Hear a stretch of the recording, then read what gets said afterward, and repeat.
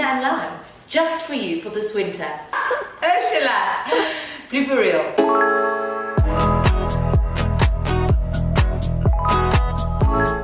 Go for gold. Hi, welcome to my YouTube channel. Today we're honored and graced with actress Tash from Merwe. You can see in Chicago running right now. Well, thanks, Ush, for that wonderful introduction. Thanks for having me on your YouTube channel. It's an honor. Today we're doing a kombucha tasting with Tash, because Tash loves kombucha and we've got some Dr. Tom's kombucha, so why not?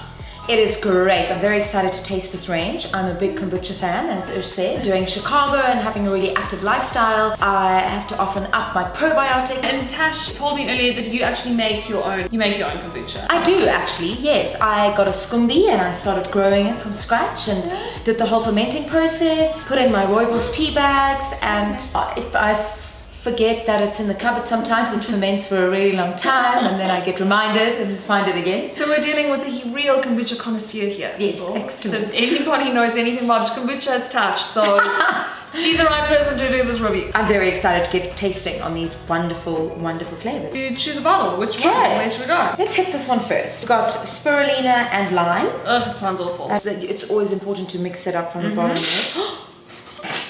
It's going so well. Wait, I knew this would happen. Here you go. Spirulina and lime.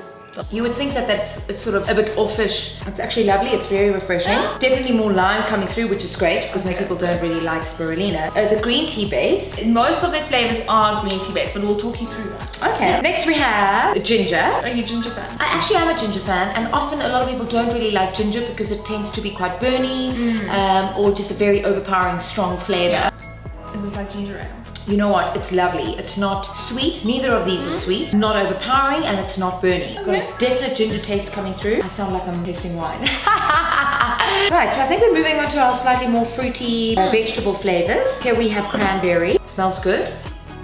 Yes, also very nice and refreshing. Obviously slightly different to these two. Beetroot is next. Okay, so now slightly more veggie. I'm a beetroot fan. And what do you think, Tash? Yeah, I mean, this is a slightly more on the savory side, vegetable-y. Next, we're moving to a bit of a different one. I'm a fan of rooibos. I love making my rooibos kombucha. Is this kombucha better than your own one? So she's a bit biased. I feel like Dr. Tom's kombucha, rooibos specifically, is no better than my own homemade one. Oh! I just feel like the proportions are right and they really nail it. Unlike people at home, it's hit and miss on a who leave it in the time. cupboard and forget it there for a while. I mean, it could ferment for 21 days or 41. I don't know. It just depends on how often I find it in the cupboard. Dr. Tom's is actually the only coffee flavor kombucha in this country. I have never had a cup of coffee in my life. No, Tash. I have tasted it, What? but I don't drink coffee. You are a grown woman. No. My energy comes from not caffeine. Although I love coffee flavor, I love the smell of coffee, but I cannot drink it. I'm gonna go into like caffeine fits. We're just gonna see what happens. Oh, it smells good. Well, that's taken me by surprise. It's actually really good. Really good. So much so that I'm going for seconds. Oh my god. Okay. Coffee flavor doesn't sound appealing to me. I wouldn't think so, but it's actually really nice. Rating time. It's rating time. Do two separate categories, green tea categories, and then the coffee and rooibos. I feel between these four, I would go for cranberry, beetroot being a very close second, coming in with the ginger, and then the spirulina and lime. Purely, I think spirulina and lime would be a lot of people's favorites. I just am not a huge lime fan. And now this is going to be interesting because I love the rooibos. I know. Absolutely love it. It's like my tops. But coming in with a bit of a shocker over here, I'm going to actually say the coffee's first. It is delicious and totally took me by surprise. Love the coffee. Great. Doesn't leave a funny aftertaste at all. That I did not see that one coming. I thought you were going to make the rooibos number one and then the coffee. So did I until I tasted it. You know?